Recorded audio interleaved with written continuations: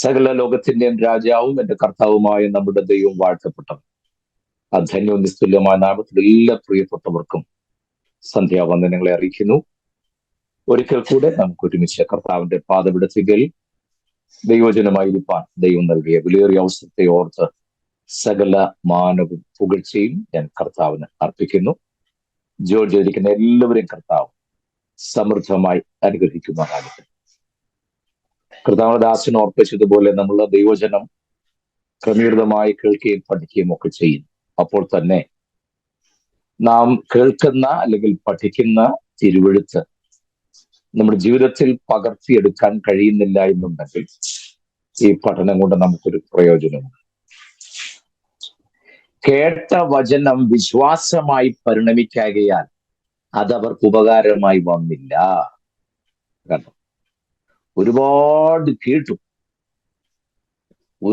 കേട്ടു, പക്ഷെ അത് വിശ്വാസമായി പരിണമിക്കാകിയാൽ ഉപകാരമായി വന്നില്ല. ഈ നാട്ടിലേക്ക് ഒരൊറ്റ കൺവെൻഷൻ പോലും വിടാതെ എവിടെല്ലാം കൺവെൻഷൻ ഉണ്ട് അവിടെ എല്ലാം പ്രസംഗം കേൾക്കാൻ പോകുന്ന ആൾക്കാരുണ്ട്. നല്ല കാര്യം, ഇതൊന്നും ഞാൻ പറഞ്ഞില്ല. പക്ഷേ ആ കേട്ട വചനം വിശ്വാസമായി പരിണമിക്കുന്നുണ്ടോ ഇല്ലയോ എന്നുള്ളതാണ് പ്രശ്നം.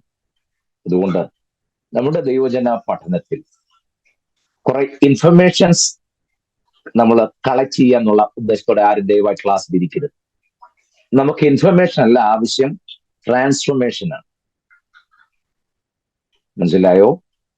നമുക്ക് കുറെ ഇൻഫർമേഷൻസ് ഈ ക്ലാസ്സിൽ കളക്ട് ചെയ്ത് കുറെ എന്തൊക്കെയോ നമ്മളിങ്ങനെ നേടിയെടുത്തെന്ന് വരുത്താനായിട്ടല്ല. ഇൻഫർമേഷൻ വേണം എന്നല്ല.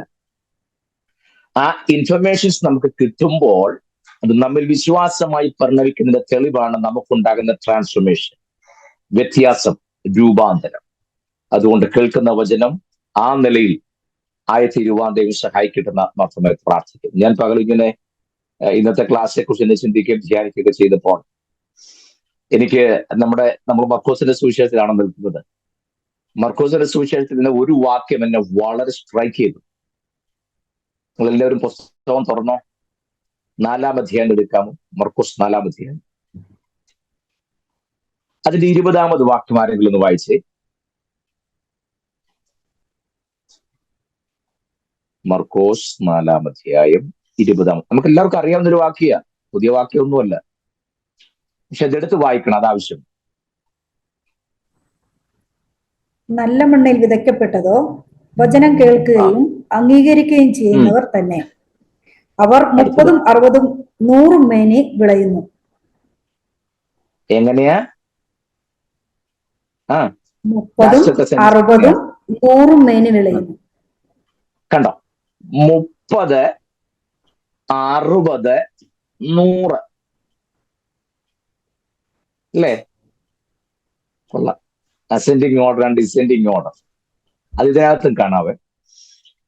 30, 60, 100 മേനിയാ വിളയുന്നത്. നിങ്ങൾ അത് ആ പോയിട്ട് മടക്കാതെ തന്നെ മത്തായിയുടെ സുവിശേഷത്തിലേക്ക് 14-ാം അധ്യായത്തിന്റെ 23-ാമത്തെ വാക്യം വായിച്ചിട്ട്, സോറി 13-23, 14 അല്ല 13-23.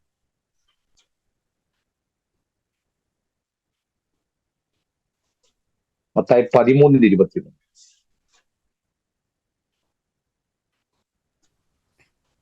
നല്ല നിലത്ത് വിതയ്ക്കപ്പെട്ടതോ ഒരുത്തൻ വചനം കേട്ട് ഗ്രഹിക്കുന്നതാകുന്നു. അത് വിളഞ്ഞ് 100, 60, 30 മേനി നൽകുന്നു. 100, 60, 30 മേനി. മർക്കോസിന്റെ സുവിശേഷത്തിലോ 30, 60, 100. മത്തായിയുടെ സുവിശേഷത്തിൽ 100, 60, 30 അവിടെ താഴേക്ക് വരും. മർക്കോസിന്റെ സുവിശേഷത്തിൽ 30 തുടങ്ങി 100 അവസാനിക്കുന്നു. മത്തായിയുടെ സുവിശേഷം 100 തുടങ്ങി 30 അവസാനിക്കും. നിങ്ങൾക്ക് വല്ലതും മനസ്സിലായോ? മർക്കോസിന്റെ സുവിശേഷത്തിൽ 30, 60, 100 മേനി വിളയുമ്പോൾ മർക്കോസ് എഴുതിന് ശേഷം നാളുകൾക്ക് ശേഷമാണ് മത്തായിയുടെ സുവിശേഷം എഴുതുന്നത്. മത്തായിയുടെ സുവിശേഷം ആയപ്പോഴത്തേക്കിനും അത് 100, 60, 30 എന്ന് പറഞ്ഞാൽ മണ്ണിന്റെ വീര്യം കെട്ടു തുടങ്ങി. ഒരു കാലത്ത് 100 മേനി വിളഞ്ഞ നിലത്ത് നിന്ന് അത് 60 വന്നു. 60 പിന്നെ അത് 30 വന്നു. ഇനി ഇപ്പൊ പിന്നെ നോക്കാതിരിക്കാൻ തന്നെ. സ്തോത്രം. ഒരു കാലത്ത് 100 മേനി വിതച്ച് വിളഞ്ഞ നിലങ്ങളിലൊക്കെ ഇന്ന് 100 കുറെ കഴിഞ്ഞപ്പോൾ അത് 60 വന്നു. 60 പിന്നെ അത് 30 വന്നു. ഇപ്പൊ പിന്നെ സ്തോത്രം. വളരെ സീരിയസ് ആയി ചിന്തിക്കേണ്ട ഒരു ഭാഗമാണ് ഞാൻ ഈ പറയുന്നത്. ഞാൻ ആവശ്യത്തിലേക്ക് വരുന്നേ ഉള്ളൂ. നമ്മൾ കേട്ട വചനം നമുക്ക് വിശ്വാസമായി പരിണമിക്കണമെന്ന് പറഞ്ഞപ്പോൾ എന്റെ മനസ്സിൽ പെട്ടെന്ന് പരിശുദ്ധാത്മാവ് നൽകിയ ആ നിർദ്ദേശം ഞാൻ നിങ്ങൾക്ക് കൈമാറിയെന്ന് മാത്രമേ ഉള്ളൂ. ഞാൻ അത് പ്ലാൻ ചെയ്തു വന്നതല്ല. കണ്ടോ? പക്ഷെ മർക്കോസ് ആദ്യ സുവിശേഷകനായ മർക്കോസ് എഴുതുമ്പോൾ 30, 60, 100 മേനി വിളഞ്ഞയിടത്ത് മത്തായിയുടെ കാലമായപ്പോഴേക്കും 100 തുടങ്ങി, 60 വന്നു, 30 വന്നിരിക്കുന്നു. ഞാൻ കാലഘട്ടമോ കണക്കോ അതെല്ലാം വെച്ചുകൊണ്ട് വാഗ്വാദം നടത്താനൊന്നും ഞാൻ ആഗ്രഹിക്കുന്നില്ല. ഒരൊറ്റ ക്വസ്റ്റ്യൻ എനിക്ക് ചോദിക്കാനുള്ളൂ. 30 60 വന്നു, 60 100 വന്നു. എനിക്കറിയില്ല ഈ പ്രസന്റ് കണ്ടീഷന് ഇപ്പൊ എത്ര ഉണ്ടെന്നുള്ളത്. ഇതിലേത് റേഷ്യോയിലാണ് നമ്മൾ നിൽക്കുന്നത്, നമ്മുടെ കാറ്റഗറി ഏതാണെന്ന് ഒരു സ്വയശോധന ചെയ്യുന്നത് നന്നായിരിക്കും. മനസ്സിലാവുന്നു? നമ്മൾ ഈ December 31 ഇതെല്ലാം ഇവാലുവേറ്റ് ചെയ്യുന്നത്. നേരം നമ്മളൊരു വാചകം പറയും, കഴിഞ്ഞ ആണ്ട് എനിക്കൊന്നും ചെയ്യാൻ പറ്റിയില്ല, ഈ ആണ്ട് ഞാൻ ഒത്തിരി ചെയ്യും. പിന്നെ ചെയ്യും, കുറെ ചെയ്ത് ചെയ്യും, ഇല്ലെന്നൊന്നും ഞാൻ പറയുന്നില്ല. സ്തോത്രം. പോട്ടെ, അത് ഞാൻ പറയുമ്പോൾ നിങ്ങൾക്ക് വിഷമാവുന്നതോ ഞാൻ മിണ്ടുന്നില്ല. ഞാൻ പറഞ്ഞ മനസ്സിലായോ? കുറെ ഇൻഫർമേഷൻസ് കളക്ട് ചെയ്യുക എന്നുള്ളതല്ല നമ്മുടെ ക്ലാസ് കൊണ്ട് നമ്മൾ അർത്ഥമാക്കുന്നത്. നിങ്ങൾ കേട്ടിട്ടുള്ള കാര്യങ്ങളായിരിക്കാം, ഒരുപക്ഷെ ബഹുഭൂരിപക്ഷം കേൾക്കാൻ സാധ്യതയില്ലാത്ത കാര്യമായിരിക്കും ഞാൻ പറയുന്നത്. എന്റെ കാൽക്കുലേഷനാണ്. നമ്മുടെ ക്ലാസ്സിലെ കാര്യങ്ങൾ മറ്റു ക്ലാസ്സിൽ കിട്ടുമെന്ന് എനിക്ക് സംശയമുണ്ട്. ഞാൻ അത്ര വലിയ പണ്ഡിതനോ ജ്ഞാനിയായിട്ടൊന്നും അല്ല. പക്ഷെ പൊതുവെ ഞാനും കുറെ ബൈബിൾ കോളേജുകളൊക്കെ പോയതുകൊണ്ട് എനിക്ക് മനസ്സിലായ ഒരു സംഗതി, ഈ ബൈബിൾ കോളേജിന്റെ പേരുണ്ടെങ്കിൽ അവിടെ പഠിപ്പിക്കാത്ത ഒരു സാധനം ബൈബിൾ മാത്രമേ ഉള്ളൂ. ബാക്കിയെല്ലാം പഠിപ്പിക്കും. Indian church history, world church history, psychology, typology, പിന്നെന്താണ് ചർച്ച് ഗ്രോത്ത്, ഇവാഞ്ചലിസം, ഇതെല്ലാം പഠിപ്പിക്കും. കിട്ടാത്തൊരു സാധനം വേദപുസ്തകം മാത്രമേ ഉള്ളൂ. കുറച്ചൊക്കെ അല്പം പറയുന്നുണ്ട്, അതിനപ്പുറത്തേക്ക് ഇല്ല. പോട്ടെ, ഞാനത് പറയാനായിട്ടല്ല. അപ്പൊ നമുക്കങ്ങനെ അറിയാവുന്നതോ അറിയാൻ വയ്യാത്ത കുറേ കാര്യങ്ങൾ നമ്മുടെ ക്ലാസ്സിൽ ഇഷ്ടം പോലും ഉണ്ട് കേട്ടോ. ഭയങ്കരമാണെന്ന് പറഞ്ഞിട്ട് കാര്യമില്ല. അതുകൊണ്ട് നമുക്ക് വല്ല ട്രാൻസ്ഫർമേഷൻ ഉണ്ടാകുന്നുണ്ടോ എന്നുള്ളതാണ് വിഷയം. അതില്ല എന്നുണ്ടെങ്കിൽ നമ്മുടെ ക്ലാസ്സുകൾക്ക് പ്രയോജനമില്ലാതെ വരും. ആ ട്രാൻസ്ഫർമേഷൻ ഉണ്ടെങ്കിൽ നമ്മൾ രക്ഷപ്പെട്ടു. ഈ ക്ലാസ് വിജയകരമാണ്. അത്രയേ ഉള്ളൂ എനിക്ക്. ഈ ക്ലാസ് നിങ്ങൾക്ക് പ്രയോജനപ്പെടുന്ന നല്ല തോട്ട്സ് ആണെന്ന് പറഞ്ഞതിനകത്ത് കാര്യമൊന്നുമില്ല. തോട്ട്സ് ആർക്കും പറയാമല്ലോ. തോട്ട്സ് അല്ല നമുക്ക് വിഷയം. ഈ കേട്ട വചനം നമ്മിൽ വിശ്വാസമായി പരിണമിക്കണം. അപ്പോൾ മാത്രമേ കേൾക്കുന്ന വചനം കൊണ്ട് നമുക്ക് പ്രയോജനപ്പെടുവാനായിട്ട് കഴിയുകയുള്ളൂ. ഞാൻ മടങ്ങി വരുന്നു. കഴിഞ്ഞ ക്ലാസ്സിൽ ഞാൻ പറഞ്ഞ് അവസാനിപ്പിച്ചത്, ഈ മർക്കോസിന്റെ സുവിശേഷം പത്രോസിനെ നേരെ പിടിക്കുന്ന ഒരു കണ്ണാടി പോലെയാണെന്നും പത്രോസിനെയാണ് നമ്മളിതിനകത്ത് ആകമാനം കാണുന്നതെന്നും പത്രോസ് പറഞ്ഞു കൊടുത്ത കാര്യങ്ങൾ മാത്രമാണ് മർക്കോസ് എഴുതുന്നതെന്ന് ഞാൻ പറഞ്ഞു. അതുകൊണ്ട് തന്നെ പത്രോസ് എപ്പോഴും തന്റെ പരാജയങ്ങൾ മാത്രമേ പറഞ്ഞിട്ടുള്ളൂ. തന്റെ പ്ലസ് പോയിന്റ്സ് ഒന്നും തന്നെ പറഞ്ഞ് പേരെടുക്കാൻ പത്രോസ് ഒരിക്കലും ശ്രമിച്ചിട്ടില്ല. അതിൽ അതിപ്രധാനമായ ഒരു കാര്യം പറഞ്ഞാണ് കഴിഞ്ഞ ക്ലാസ്സിന് അവസാനിപ്പിച്ചത്. ഉയർത്തെഴുന്നേറ്റ വാഴ്ത്തപ്പെട്ട കർത്താവ് ശിഷ്യന്മാരിൽ ആദ്യം പ്രത്യക്ഷനായത് പത്രോസിനാണ്. പക്ഷെ പത്രോസ് ഒരൊറ്റ സന്ദർഭത്തിൽ പോലും ആ കാര്യം പറഞ്ഞില്ല. അപ്പോസ്തലന്മാരാരും പറഞ്ഞില്ല. പൗലോസാണ് നമുക്കത് വെളിപ്പെടുത്തി തരുന്നത്. കൊരിന്ത്യർക്ക് ലേഖനം എഴുതുമ്പോൾ 15-ാം അധ്യായത്തിന്റെ 4-ാമത്തെ വാക്യത്തിൽ പൗലോസ് അത് വ്യക്തമായിട്ട് എഴുതി. ആദ്യം കേഫാവിനും പിന്നെ 12 പ്രത്യക്ഷനായി, ഒടുവിൽ അകാല പ്രജ പോലെ എനിക്കും എന്ന് പൗലോസ് പറയുന്നു, അല്ലേ? കണ്ടോ? അപ്പോൾ ഉയർത്തെഴുന്നേറ്റ വാഴ്ത്തപ്പെട്ട കർത്താവിന്റെ പ്രത്യക്ഷത ആദ്യം തനിക്ക് ഉണ്ടായിട്ടും ഒരൊറ്റ കുഞ്ഞുങ്ങളോടും പത്രോസ് ഇത് പറഞ്ഞില്ല. മർക്കോസിന് പറഞ്ഞു കൊടുത്തില്ല എന്ന് മാത്രമല്ല, കഴിഞ്ഞ ക്ലാസ് ഞാൻ പറഞ്ഞല്ലോ, താൻ എഴുതിയ 2 ലേഖനത്തിനകത്തും ഒരു ചെറിയ വാചകം കൊണ്ട് പോലും അത് മെൻഷൻ ചെയ്തിട്ടില്ല. പക്ഷെ ഒരു കാര്യം പറഞ്ഞു, ഇടയ സത്യപ്രത്യക്ഷനാകുമ്പോൾ നമ്മൾ തേജസ്സിന്റെ വാടാത്ത കിരീടം പ്രാപിക്കും. കണ്ടോ? Praise the Lord. നല്ല ത്രില്ലടിപ്പിക്കുന്ന ഭാഗങ്ങളാണ് അതൊക്കെ. ഞാൻ പറഞ്ഞത്, പത്രോസ് തന്റെ എഴുത്തുകളിലൂടെ അല്ലെങ്കിൽ തന്നിൽ നിന്ന് കേട്ട് രചന നിർവഹിക്കുന്ന എഴുത്തുകാരിലൂടെ ഒക്കെ തന്റെ പരാജയങ്ങൾ മാത്രമല്ലാതെ വിജയങ്ങൾ ഒന്നും തന്നെ പത്രോസ് അവിടെ കാണിക്കുന്നില്ല, പ്ലസ് പോയിന്റ് ഒന്നും പറയുന്നില്ല. ഞാൻ നിങ്ങളോട് ചോദിക്കട്ടെ, നമ്മൾ എപ്പോഴെങ്കിലും നമ്മുടെ പരാജയങ്ങളെ എന്താ പറയാ ബൂസ്റ്റപ്പ് ചെയ്ത് പറയാൻ ശ്രമിക്കാറുണ്ടോ? ഇല്ല. അപ്പൊ ഞാൻ പറയുകയാണെങ്കിൽ, ഞാൻ കഴിഞ്ഞ മാസം തിരുവല്ല ക്ലാസ് എടുത്തപ്പോൾ അത് ഭയങ്കര അനുഗ്രഹമായിരുന്നു. അതേ ഞാൻ പറയത്തുള്ളൂ. കണ്ടോ, എന്റെ ഒരു പ്ലസ് പോയിന്റ് എനിക്ക് കുറച്ചുകൂടെ എന്താ പറയാ അട്രാക്ഷൻ കിട്ടുന്ന, മറ്റുള്ളവരുടെ എന്താ പറയാ കുറച്ചുകൂടെ അപ്രീസിയേഷൻ കിട്ടുന്ന കാര്യങ്ങളൊക്കെ ആണെങ്കിൽ ഞാൻ പറയും. പക്ഷെ ഇതിലെ ഒരു വീക്ക്നെസ്, എന്റെ പരാജയം ഒരിക്കലും ഞാൻ പറയുകയില്ല. പക്ഷെ പത്രോസ് അങ്ങനല്ല. മർക്കോസ് എഴുതുമ്പോഴെല്ലാം തന്റെ പരാജയങ്ങൾ മാത്രമാണ് പറയുന്നത്. ഞാൻ കഴിഞ്ഞ ക്ലാസ്സിൽ പറഞ്ഞു, പക്ഷെ അത് വിശദീകരിച്ചില്ല. പത്രോസ് നമ്മുടെ വാഴ്ത്തപ്പെട്ട കർത്താവിനെ 3 പ്രാവശ്യം തള്ളി പറയുന്നു. ശരിയല്ലേ? 3 പ്രാവശ്യം തള്ളി പറയുന്നുണ്ട്. അത് മർക്കോസ് നല്ല കൃത്യമായിട്ട് എഴുതിയിട്ടുണ്ട്. സുവിശേഷന്മാരെല്ലാവരും എഴുതിയിട്ടുണ്ട്, അല്ലേ? പക്ഷെ മർക്കോസ് ഒരിക്കൽ പോലും തള്ളിപ്പറഞ്ഞ പത്രോസ് യഥാസ്ഥാനപ്പെട്ട രംഗം എഴുതി. ഞാൻ അവനെ അറിയില്ല, നാണയിടാനും പ്രാകാനും തുടങ്ങിയതൊക്കെയുള്ള 3 പ്രാവശ്യം തള്ളിപ്പറഞ്ഞ സംഭവം കൃത്യമായിട്ട് എഴുതി. യഥാസ്ഥാനപ്പെട്ട കാര്യമായിട്ട് പറഞ്ഞു.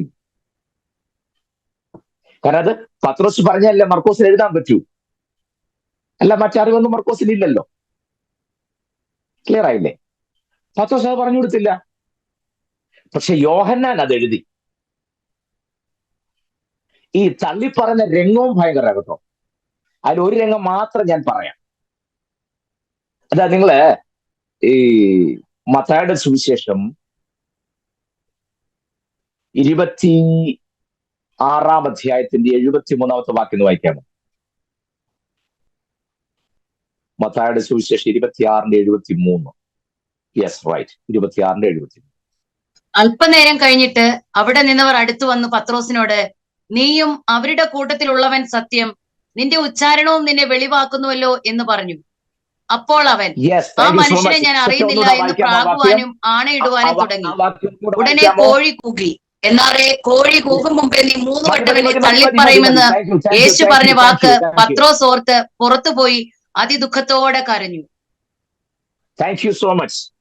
ആ വാക്യം തുടങ്ങിയത് മാത്രം ഒന്നുകൂടെ വായിക്കണേ. തുടക്കം മാത്രം 73-ാമത്തെ വാക്യം മാത്രം ഒന്നുകൂടെ വായിച്ചേ.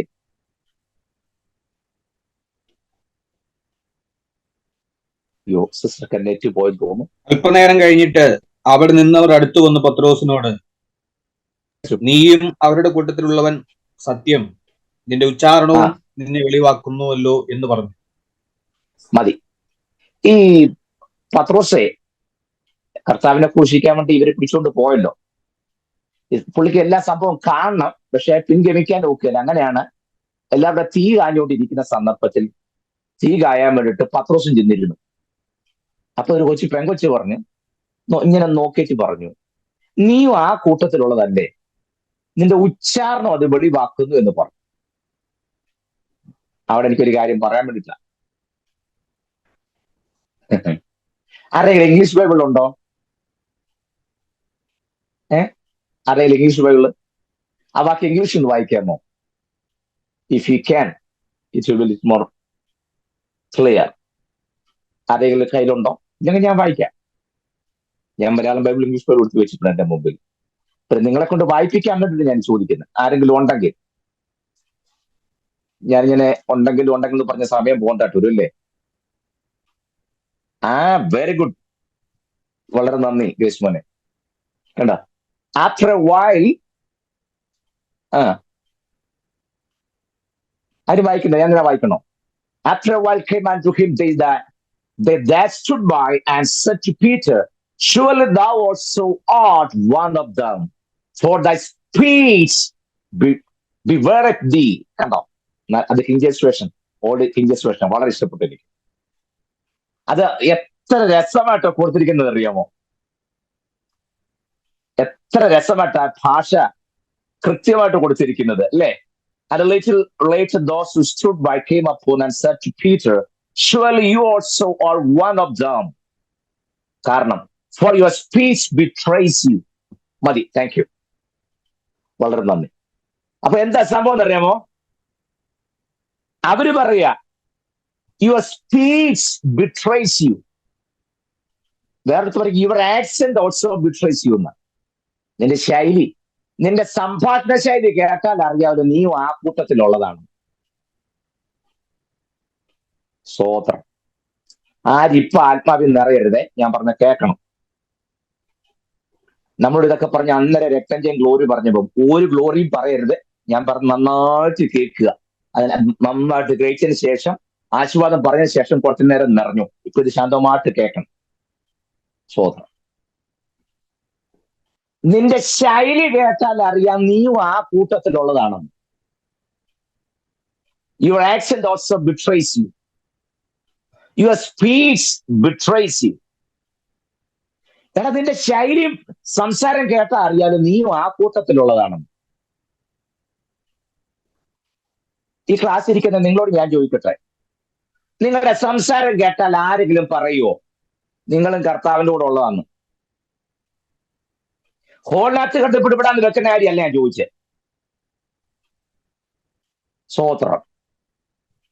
നിങ്ങളുടെ സംസാരം കേട്ടാൽ, സംസാരത്തിന്റെ ശൈലി കേട്ടാൽ ഇതിപ്പം പത്രോസിനോട് പറഞ്ഞത് സഭയിൽ വരുന്ന ആരും അല്ലല്ലോ പറഞ്ഞതാണോ? അല്ലല്ലോ. പത്രോസിന് സഭയിലെ വിശ്വാസിയാണോ പെൺകൊച്ച്? അല്ല. തീ കായാൻ പോയിരുന്നല്ലേ? അതെ. പക്ഷെ ആ കൊച്ചി കേട്ട ഉടനെ പറഞ്ഞല്ലോ നീയും ആ കൂട്ടത്തിലുള്ളതാണെന്ന്. സ്തോത്രം. അപ്പോഴേ അന്യഭാഷ എല്ലാം കുറഞ്ഞാലും കുഴപ്പമൊന്നുമില്ല. ഇത് സംസാരം കേൾക്കുമ്പോ പറയണം നീ ഏത് ഗ്രൂപ്പിലുള്ളതാണ്. സ്തോത്രം. മനസ്സിലാകുന്നുണ്ടോ? ആ, ഈ ആത്മാവെന്ന് പറയുമ്പം സംസാരിച്ചാട്ടെ ദേവദാസന്മാര് പറയല്ലേ, ആ സംസാരമല്ല ഞാൻ പറഞ്ഞത്. മറ്റുള്ളവരുമായി നിന്റെ കോൺവെർസേഷൻ കേൾക്കുമ്പോൾ കേൾക്കുന്നവർക്ക് മനസ്സിലാക്കണം ഹൂ ആം ഐ, ഞാൻ ആരാ, നിങ്ങൾ ആരാ, അത് കേൾക്കുന്നവന് മനസ്സിലാകണം. സ്തോത്രം. അതെ, പത്രോസിന്റെ ശൈലി കേട്ടപ്പോ പറയണേ നീയും ആ കൂട്ടത്തിലുള്ളത്. എന്റെ ആത്മീയന്റെ സംസാര ശൈലി കേൾക്കുമ്പോഴറിയാം അവൻ ആത്മീയനാണോ അല്ലയോ എന്നുള്ളത്. അല്ല നീണ്ട മണിക്കൂർ പരസ്യവും നടത്തുവോ, പ്രസംഗിക്കുവോ, സാക്ഷി പറയോ, രക്തഞ്ജയം പറയോ, പാട്ട് തുടങ്ങും പോലെ നിർത്താതെ തുള്ളു ഒന്നും ചെയ്യണ്ട. ആത്മീയനാണോ അല്ലയോ എന്നറിയാൻ അതുകൊണ്ട് സംസാരിക്കുമ്പോഴറിയാം. മനസ്സിലാകുന്നുണ്ടോ? ആ, യോഗം കഴിഞ്ഞ് ഇറങ്ങി വരുമ്പം ഡബിൾ മീനിങ്ങിൽ വർത്താനം പറഞ്ഞ പാസ്റ്റർമാരെ എനിക്കറിയാം. ഡബിൾ മീനിങ്ങിൽ ഡോണ്ട് ഡു ദാറ്റ്. ഒരേ ഉറവിൽ തന്നെ കയ്പും മധുരവും വരരുത്. മനസ്സിലാകുന്നുണ്ടോ? സ്വർഗത്തിൽ എന്നേക്ക് സ്ഥിരമായ വിശുദ്ധ തിരുവഴുത്തെടുത്ത് കൈകാര്യം ചെയ്യാതെ നാവ് കൊണ്ട് ഡബിൾ മീനിങ് നീ വർത്താനം പറയരുത്. സ്തോത്രം. തട്ടേ കയറുമ്പോ ആള് വേറെ സ്റ്റൈലായിരിക്കും. തട്ടേ കയറുമ്പോഴത്തെ അല്ല, തട്ടേ ഇറങ്ങുമ്പോ എങ്ങനെയുള്ള അറിയേണ്ടത്. എല്ലാം പിടി കിട്ടിയോ? ആ, സ്തോത്രം. ഞാൻ ഉദാഹരണം പറയുമ്പോൾ നിങ്ങൾക്ക് മനസ്സിലാകും. ഒരു കൊച്ചമ്മ എല്ലാ ദിവസവും രാവിലെ ഇങ്ങനെ നോക്കുമ്പോൾ ഒരാൾ ഇങ്ങനെ വഴിയൂടെ പോകുന്ന കാണും. കൊച്ചമ്മ ആളെ എന്ന് ശ്രദ്ധിച്ചു. ഒരു ദിവസം ഭർത്താവിനോട് പറഞ്ഞു, നമ്മുടെ ഗേറ്റിന് ഫ്രണ്ടിൽ കൂടെ എന്നും പോകുന്ന ഇയാൾ വിശുദ്ധനായ ഒരു ദൈവപുരുഷനെ ഞാൻ കാണും. ഇപ്പൊ കൊച്ചമ്മ ആരെന്ന് നിങ്ങൾക്ക് മനസ്സിലായില്ല. നമ്മുടെ വഴിയായി കൂടെ കടന്നു പോകുന്ന ഇയാൾ വിശുദ്ധനായ ഒരു ദൈവപുരുഷനെ ഞാൻ അറിയുന്നു. കാരണം എന്നും എലീശ ഇങ്ങനെ പോകുമ്പോൾ ഇവർ ശ്രദ്ധിച്ചിട്ട് ഭക്ഷണത്തിന് നിർബന്ധിച്ചെന്ന കണ്ടോ? ഓക്കെ, എന്നും കർമ്മയിലേക്കുള്ള യാത്രയല്ലേ. ആബേൽ മെഹോൽ എന്നുള്ള ശാഫാത്തിന്റെ മകനായ എലീശ. അപ്പൊ അവിടുന്ന് കർമ്മേൽ വരെ നല്ല ഡിസ്റ്റൻസ് ഉണ്ട്, സഞ്ചരിക്കണം, കുറെ പോകണം. അപ്പം ഈ യാത്രയിൽ ഈ ശൂന്യക്കാരത്തി സ്ത്രീ കണ്ടോ, ധനികയായ സ്ത്രീ, നോബിൾ വുമൺ എന്ന ഇംഗ്ലീഷിൽ കൊടുത്തിരിക്കുന്നു, ഉത്തമ സ്ത്രീ എന്ന നോബിൾ വുമൺ. സ്തോത്രം. അവൾ ഭക്ഷണത്തിന് നിർബന്ധിച്ചു. വിളിച്ച ഉടനെ ദൈവം ഒരുക്ക വഴിയാന്ന് പറഞ്ഞ എലീശ ചാടിക്കയറി ചെന്നല്ല, നിർബന്ധിച്ചത് കൊണ്ട് ചെന്നു. സ്തോത്രം. അതിവളെ എലീശ ഒന്ന് ടെസ്റ്റ് ചെയ്യായിരുന്നു. Praise the Lord. എലീശ ഒന്ന് ടെസ്റ്റ് ചെയ്യായിരുന്നു. അതുകൊണ്ട് ഭക്ഷണത്തിന് ക്ഷണിച്ചു. എലീശ ചെന്നു. കാരണം എലീശയ്ക്ക് മനസ്സിലായി ഇവിടെ വീട്ടിൽ ചെന്നാൽ കുഴപ്പമില്ലെന്ന്. സ്തോത്രം. ഇവക്കും അറിയണം ഇവനെ വീട്ടിൽ കയറ്റാൻ കൊള്ളുന്നവനാണോ അല്ലയോ എന്നുള്ളത്. അതിവിടെ നിർബന്ധിച്ച് വിളിച്ചേ. എന്നറിയോ ഭക്ഷണം ക്ഷണിക്കാൻ കാരണം? ഏതൊരു ശ്രേഷ്ഠന്റെയും സ്റ്റേജ് നന്നായിട്ട് പെർഫോം ചെയ്തിട്ട് ഏറ്റവും കൂടുതൽ ലൂസ് സ്റ്റോക്ക് ഉണ്ടാകുന്നത് ഡൈനിങ് ടേബിൾ വരുമ്പോഴാണ്. ശ്രദ്ധിച്ചിട്ടുണ്ടോ? ഏറ്റവും കൂടുതൽ ലൂസ് സ്റ്റോക്ക് ഉണ്ടാകുന്നത് ഡൈനിങ് ടേബിൾ വരുമ്പോഴാണ്. അതുകൊണ്ട് ഇവള് നോക്കി ഭക്ഷണത്തിരിക്കുമ്പോ എങ്ങനെയാണെന്ന്. അവക്ക് മനസ്സിലായി എലീശ കൊള്ളാം. എലീശ സ്റ്റേജിൽ എങ്ങനെയാണോ അതുപോലെ തന്നെയാണ് സ്റ്റേജിൽ നിന്ന് ഇറങ്ങുമ്പോഴുമെന്ന് അവൾക്ക് മനസ്സിലായി. Praise the Lord. കണ്ടോ, എലീശ സ്റ്റേജിൽ എങ്ങനെ പെർഫോം ചെയ്യുന്നോ അതുപോലെ തന്നെയാണ് സ്റ്റേജിൽ നിന്ന് താഴെ ഇറങ്ങുമ്പോഴെന്ന് അവൾക്ക് മനസ്സിലായി. അതുകൊണ്ട് അവൾ പറഞ്ഞു നമുക്കൊരു ചേംബർ ഉണ്ടാക്കി കൊടുക്കണം, ഈ വഴി പോകുമ്പോൾ കയറി റെസ്റ്റ് എടുത്തിട്ട് പോട്ടെ, ഇയാളെ വീട്ടിൽ കെറ്റിയ കുഴപ്പമില്ല എന്ന് ബോധ്യമായി. മനസ്സിലാകുന്നുണ്ടോ ഞാൻ പറഞ്ഞത്? സ്തോത്രം. ഇനി ഒരു കാര്യം ശ്രദ്ധിച്ചേ, നമ്മൾ മനസ്സിലാക്കേണ്ട വേറൊരു രഹസ്യം. എലീശ പ്രവാചകനല്ലേ? അതെ. പക്ഷെ ഈ സ്ത്രീ പറഞ്ഞത് കേട്ടോ, നമ്മുടെ വഴിയെ കൂടെ കൂടെ കടന്നു പോയാൽ കറ തീർന്ന ഒരു പ്രവാചകനാണെന്ന് ഞാൻ അറിയുന്നു എന്ന് വേണ്ട പറയാൻ. അദ്ദേഹം ഏത് ദൂത് പറഞ്ഞാലും ഷാർപ്പ് ദൂത് പറഞ്ഞ ശ്രേഷ്ഠനായ ഒരു പ്രവാചകൻ ഞാൻ അറിയുന്നു എന്ന് വേണ്ട പറയാൻ. പക്ഷെ ആ സഹോദരി പറഞ്ഞത് ഇയാൾ ശ്രേഷ്ഠനായ പ്രവാചകനാണെന്നല്ലോ. പിന്നെ പറഞ്ഞെന്നറിയാമോ? അയാൾ വിശുദ്ധനായ ഒരു ദൈവപുരുഷനെ ഞാൻ കാണുന്നു എന്ന് പറഞ്ഞാൽ എലീശയുടെ വിശുദ്ധിയാണ് അവളെ അട്രാക്ട് ചെയ്തത്. മനസ്സിലാകുന്നുണ്ടോ? She was attracted by his holiness, not by his prophecy. സ്തോത്രം. മർക്കോസ് ഈ വഴി നിൽക്കും എന്നുള്ളത് കൊണ്ട് ഞാൻ പേടിക്കുന്നില്ലെങ്കിൽ ഞാൻ ഈ പറഞ്ഞ നന്നായിട്ട് വിസ്തരിച്ചേ. എനിക്കറിയത് സഭയെ പറയുകയല്ല പഠിപ്പിക്കരുത്, 100% ഗ്യാരണ്ടി അല്ലേ. നമുക്കിത് കിട്ടിയാൽ 3 സുഭാഷ പ്രാർത്ഥനയ്ക്ക് എലീശയും ഭരണിയും ഉണ്ടെങ്കിൽ എണ്ണ ഉണ്ടെങ്കിൽ കാര്യം നടക്കും. 3 ദിവസത്തേക്കിന് കടഭാരവും എലീശയും എണ്ണയുണ്ടെങ്കിൽ 3 ദിവസം 6 സെക്ഷനിലും ഈ ഭരണി എണ്ണയും എലീശയും മാത്രമായിരിക്കും. ഈ കാര്യം പറയുന്നത് എനിക്ക് നല്ല ഉറപ്പാണ്. നമുക്ക് എണ്ണയും കത്തിക്കാനും ഉണ്ടെങ്കിൽ പിന്നെ അത് മതി. എണ്ണയുടെ കാര്യം പറയരുതൊന്നും ഞാൻ പറഞ്ഞില്ല. ഞാൻ ഇന്നാളും പറഞ്ഞു എണ്ണ കാണുന്നതെല്ലാം പരിശുദ്ധാത്മാവാണെന്നും പറഞ്ഞ് നിങ്ങൾ വ്യാഖ്യാനിക്കരുത്. ഈ എണ്ണ പരിശുദ്ധാത്മാവാണെന്നുണ്ടെങ്കിൽ അത് വിറ്റാണല്ലോ അവർ കടം വീഴ്ചത് അല്ലേ? അതിനെന്തോ വ്യാഖ്യാനം പറയും, പരിശുദ്ധാത്മാവിന് വിറ്റ് കാശ് ഉണ്ടാക്കിക്കോളാം. ആണോ? ആണെങ്കിൽ ആണെന്ന് പറ. അവൾ ആ എണ്ണ വിറ്റാണല്ലോ കടം വീഴ്ചത്. ഈ എണ്ണ പരിശുദ്ധാത്മാവാണെന്നുണ്ടെങ്കിൽ ഈ വിറ്റ് കാശ് ഉണ്ടാക്കിയെന്ന് എന്നാ പറയുമെന്ന് ഞാൻ ചോദിച്ചേ. അത് പറയുമ്പോ രക്തത്താ ജയം ഗ്ലോറി നല്ല പറയണ്ട, കാര്യമായിട്ട് പറയണം. സ്തോത്രം. അതുകൊണ്ട് എണ്ണ കണ്ട അതെന്റെ ആത്മാവാന്ന് വ്യാഖ്യാനിച്ചു പോകരുത്. സ്തോത്രം. അവരെ എണ്ണ വിറ്റ് കാശാക്കി അത്രയും ചിന്തിച്ചാൽ മതി. അവിടെ കയറി ആത്മാവിന്റെ പരിപക്ഷം ഒന്നും കൊടുക്കണ്ട. മനസ്സിലാകുന്നുണ്ട് ഞാൻ എന്താ പറഞ്ഞറിയാമോ? ഒരാത്മീന്റെ സംഭാഷണം കേട്ടാൽ അറിയാം അവൻ ആത്മികനാണോ അല്ലയോ എന്നുള്ളത്. എനിക്കിതെല്ലാം കൂടെ പെട്ടെന്ന് പറഞ്ഞ് പോയിട്ട് പെട്ടെന്ന് നിങ്ങളെ മോറിയാമലെ കൊണ്ടുവന്ന് എനിക്കൊരു താല്പര്യമില്ല. കുറച്ചേ പോയാൽ മതി. ഇത് തീരുന്ന അന്ന് തീർന്നോട്ടെ, നോ കംപ്ലൈന്റ്. പക്ഷെ എനിക്ക് എല്ലാ ഏറിയ ടച്ച് ചെയ്ത് വേണം പോകാൻ. സ്തോത്രം. കണ്ടോ, your accent also betrays you എന്ന് പത്രോസിനോട് പറഞ്ഞു. You have to make sure, ഉറപ്പ് വരുത്തണം. നമ്മുടെ സംസാര ശൈലി കേട്ടാൽ നമ്മളൊരു ദൈവത്തിലാണെന്ന് കേൾക്കുന്നവർക്ക് ബോധ്യമാകണം. അതുകൊണ്ട് കേൾക്കുന്നവർക്ക് കൃപ ലഭിക്കേണ്ടതിന് ആവശ്യം പോലെ ആത്മിക വർധനയ്ക്കായി നല്ല വാക്കല്ലാതെ ആകാത്തതൊന്നും വായിൽ കാണരുത്. മനസ്സിലാകുന്നുണ്ടോ? അങ്ങനെയാണെങ്കിൽ നിങ്ങളുടെ വാക്ക് കൃപയോട് കൂടിയതും ഉപ്പിനാൽ രുചി വരുത്തിയതുമായിരിക്കണം. മനസ്സിലാകുന്നുണ്ടോ? നിങ്ങൾ സംസാരിക്കുമ്പോൾ എപ്പോഴും മറ്റുള്ളവർക്ക് രുചി വരുത്ത രീതി വേണം നിങ്ങൾ സംസാരിക്കാൻ. ക്ലിയർ ആകുന്നുണ്ടോ ഞാൻ പറഞ്ഞത്? ഇല്ലാതെ ചെറിയ ടെൻഷനുമായിട്ടിരിക്കുന്നതിന്റെ പ്രഷർ കൂടുന്ന രീതിയിലൊന്നും ചെറിയ കാര്യങ്ങൾ പറഞ്ഞേക്കരുത്. ഇല്ലേ? തലവേദനയായിട്ട് കിടക്കുന്ന ആളെ പ്രാർത്ഥിക്കാതെ ചെന്ന് പറഞ്ഞു, തലവേദനയാണോ? ഇപ്പോഴത്തെ തലവേദന വിശ്വസിക്കാൻ നോക്കിയല്ലോ കേട്ടോ. പിന്നെ എന്റെ അമ്മാച്ചന്റെ മൂത്ത മോള് തലവേദനയാണോ ചെന്നപ്പോ ട്യൂമർ അല്ലായിരുന്നു. ഈ കേട്ട് നിൽക്കുന്ന ആ സഹോദര അവസ്ഥ എന്ന് ആലോചിച്ച് നോക്കി. പകലത്തെ പൊരിവെയിലിനകത്ത് ജോലിയിട്ട് കയറി വന്നപ്പോ ആ വെയിലിന്റെ ആദ്യം കൂടെ ചെറിയ തലവേദന ഉണ്ടായതാ. അപ്പൊ ആശ്വസിക്കുന്ന സഹോദരി പറയാം, ഇപ്പോഴത്തെ തലവേദന ഒന്നും വെച്ചോണ്ടിരിക്കരുത്. എന്റെ അമ്മാച്ചന്റെ മോക്ക് ഇതായിരുന്നു, 36-ാമത്തെ വയസ്സിലല്ലേ പോയത്. ആ സഹോദരിക്ക് തലവേദന പോയിട്ട് പ്രഷർ കൂടിയിട്ട് എത്ര മീറ്റർ കൊണ്ട് നോക്കിയാലും പ്രഷർ കിട്ടില്ല, അതുപോലെ ഷൂട്ടപ്പായി കാണും സെക്കൻഡ് കൊണ്ട്. അതുകൊണ്ട് അങ്ങനത്തെ വർത്താനൊന്നും പറഞ്ഞ സാര വിഷയെടുക്കാൻ മാറുമെന്ന് പറഞ്ഞാൽ അത്രേ ഉള്ളൂ. മനസ്സിലായില്ലേ? ചില ഡോക്ടർമാർക്ക് ചെന്നാൽ അവരൊരു സംസാരം കേൾക്കുമ്പോൾ പകുതി രോഗം മാറും. ശരിയാണോ? അതുപോലെയാണ് നമ്മുടെ സംസാരം. നമ്മുടെ സംസാര ശൈലി കേൾക്കുമ്പോൾ തന്നെ ഒരാശ്വാസവും സമാധാനവും ഉണ്ടാകണം, ആത്മിക വർധനം ഉണ്ടാകണം. മനസ്സിലാകുന്നുണ്ടോ? സ്തോത്രം. അങ്ങനെ വേണം നമ്മുടെ സംസാര ശൈലി.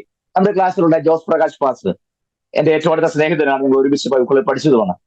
ഞങ്ങൾ വിളിക്കുമ്പോൾ എനിക്കിന്ന് വരെ ആ ശൈലി നടത്തിയുണ്ട്. അദ്ദേഹം ആര് പൊണ്ടിൽ ആദ്യം പറഞ്ഞ ദേവദാസനെ സർവശക്തനായ നിങ്ങളെ സമൃദ്ധമായി ധാരാളമായി അനുഗ്രഹിക്കുമാറാകട്ടെ എന്നുണ്ട് പാസ്റ്റർ വിശേഷം. അദ്ദേഹത്തെ ഇരുത്തിക്കൊണ്ട് ഞാൻ ഫ്ലാറ്ററിംഗ് ആയിട്ട് പറഞ്ഞു തന്നെ അദ്ദേഹം അങ്ങനെ സംസാരിക്കാറുള്ളൂ. എപ്പോ ഫോൺ ചെയ്താലും ദൈവം നിങ്ങളെ സമൃദ്ധമായി ധാരാളമായി സമൃദ്ധമായിട്ട് അനുഗ്രഹിക്കട്ടെ, അത് പറഞ്ഞേ ചോദിക്കുള്ളൂ എന്തുകൊണ്ട് വിശേഷം. ഞാൻ എന്താ പറഞ്ഞെന്നറിയാമോ? അത് കേൾക്കുന്നതുകൊണ്ട് മനസ്സിന് ആശ്വാസവും ഒരു തണുപ്പും. നമ്മളും അങ്ങനെ വേണം പറയാൻ. മനസ്സിലാകുന്നുണ്ടോ? നിങ്ങൾ അനുഗ്രഹം പ്രാപിക്കുന്നവരാകണമെന്നുണ്ടെങ്കിൽ നിങ്ങൾ അനുഗ്രഹിക്കുന്നവരായിരിക്കണം എന്നാണ് പത്രോസ് പറഞ്ഞിരിക്കുന്നത്.